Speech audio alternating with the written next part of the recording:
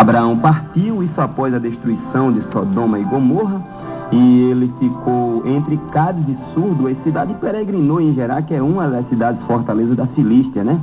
E ele pediu ali para Sara, sua mulher, que dissesse que ele era sua irmã, isso com medo da sua integridade física, ou temendo pela sua integridade física. E esse capítulo vai mostrar que seria vergonhoso para nós se a Bíblia fosse omissa com relação a isso aí. Até porque ela não seria a Bíblia inspirada pelo Senhor, né? Até porque ela diz a verdade sobre todas as pessoas, e isso inclui o povo de Deus.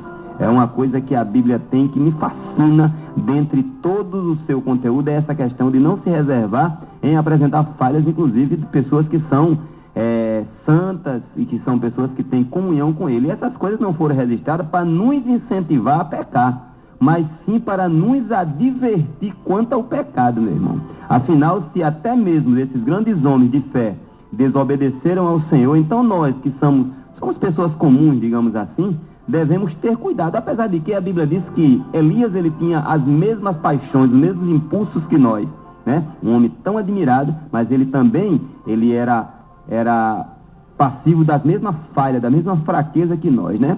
Aquele, pois, que pensa estar de pé, olhe para que não caia. Essa é a recomendação paulina, né? Eu repito o que já falei em outras oportunidades. As advertências bíblicas não são um consolo, né, para a gente se acomodar com a nossa natureza, mas para que a gente reaja à natureza humana. Agora, por que Abraão pecou, irmão? Um dos motivos foi que, apesar de Abraão ter sido justificado pela fé, ainda possuía essa natureza pecaminosa que é inerente a todo homem, né? Por causa do Espírito que habita em nós e da obra de Cristo na cruz do Calvário, podemos dominar a velha natureza por causa de Cristo unicamente, é porque é fruto do seu Espírito, né? Mas isso não acontece automaticamente. Se esperamos vencer a tentação, a gente precisa estar no Espírito, alimentar o lado nobre do nosso caráter sempre, né?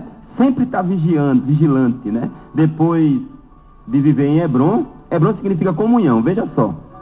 Durante cerca de 20 anos, Abraão ele decidiu ir para essa terra dos filisteus. Gerar ficava próximo à fronteira, mas ainda era uma coisa perigosa estar por lá. É verdade que Abraão ele não desceu para o Egito como havia feito antes. Ele ainda estava dentro dos limites da terra de Deus. Deus havia prometido,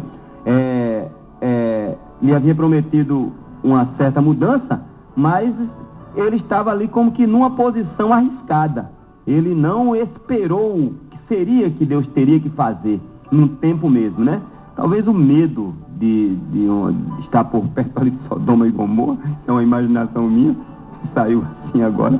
E depois de chegar em Gerar, a gente vê que Abraão ele começou a andar pelas aparências e não por fé. E o pai da fé, né? Ele passou então a ter medo. E medo, irmãos, o medo de homem e a fé em Deus são duas coisas que não habitam juntas no mesmo coração. É como se fossem polarizadas, extremas. Uma está no canto e outra está em outro. Em Provérbios, no capítulo 29, versículo 25, diz assim, ó: o receio do homem armará laços, mas o que confia no Senhor será posto em alto retiro. Oh, verdade maravilhosa, não é, irmãos? A gente vê que o grande problema do erro de Abraão foi o triste fato de que ele e Sara não estavam arrependidos, ou não tinham se arrependido do pecado que haviam cometido no Egito, que era exatamente esse negócio de dizer que ela era sua irmã. Ele não tinha se arrependido de fato, assim, porque o arrependimento ele tem um efeito da pessoa mudar de rumo. É exatamente a conversão, é isso que se diz, mudar de rumo. Agora, eles admitiram a sua transgressão ao faraó e confessaram a Deus, mas o fato de ela aparecer novamente indica que eles não tinham se arrependido inteiramente, nem deixado para trás esse pecado. O capítulo 29, versículo 13, recorrendo de novo a Provérbios, diz assim, ó, 28, 13.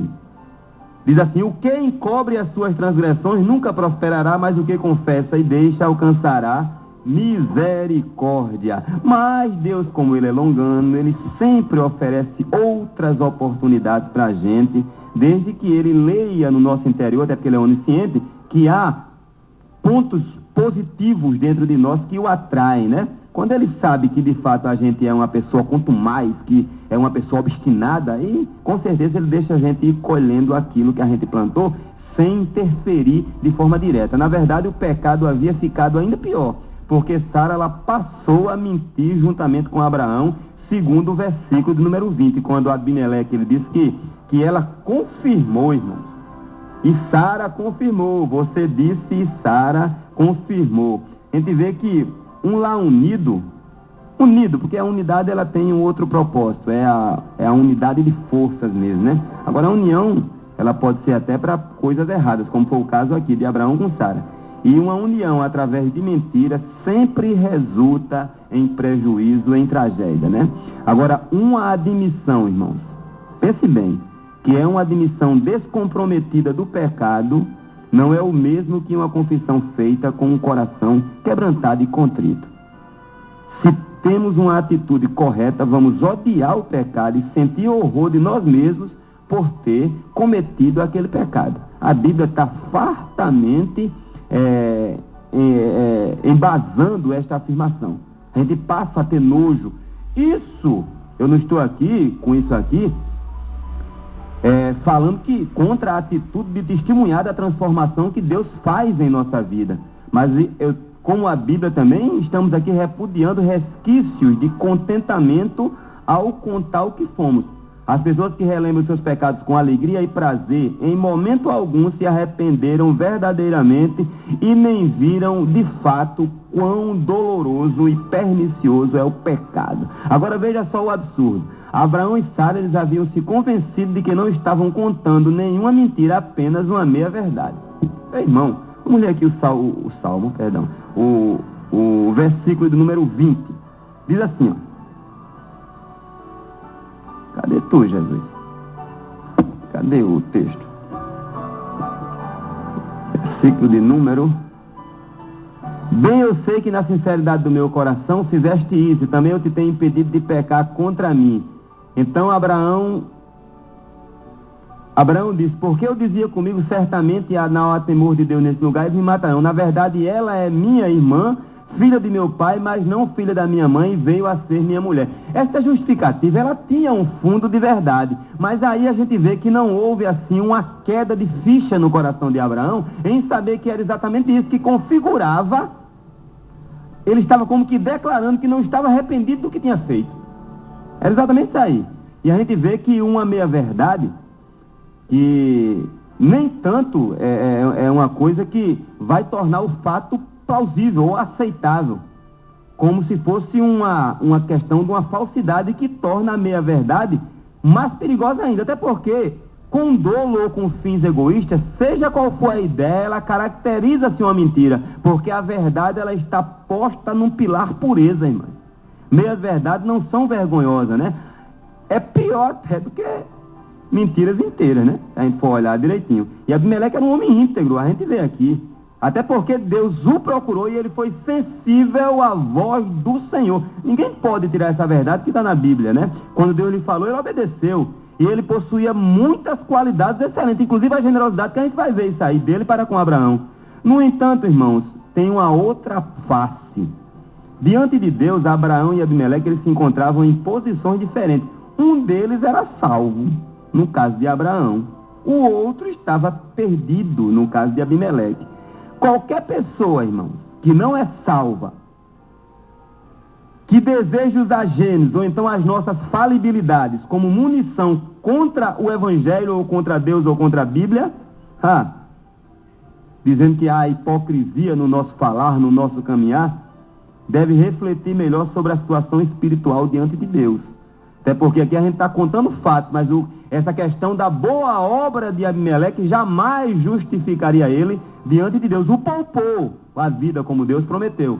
Agora não o justificou diante de Deus. Agora Abraão, ele era de fato justificado pelo Senhor, mesmo falhando, até porque o coração de um homem que tem comunhão com Deus, quando ele falha, aí vem o pesar, vem o remorso, vem a tristeza por ferir a santidade, e o caminho sempre é o pedido de perdão, e Deus, por sua misericórdia, sempre perdoa. A gente vai ouvir mais um hino, vai ouvir agora com Vitorino Silva, esse belo hino que fala da natureza, falando da grandeza de Deus.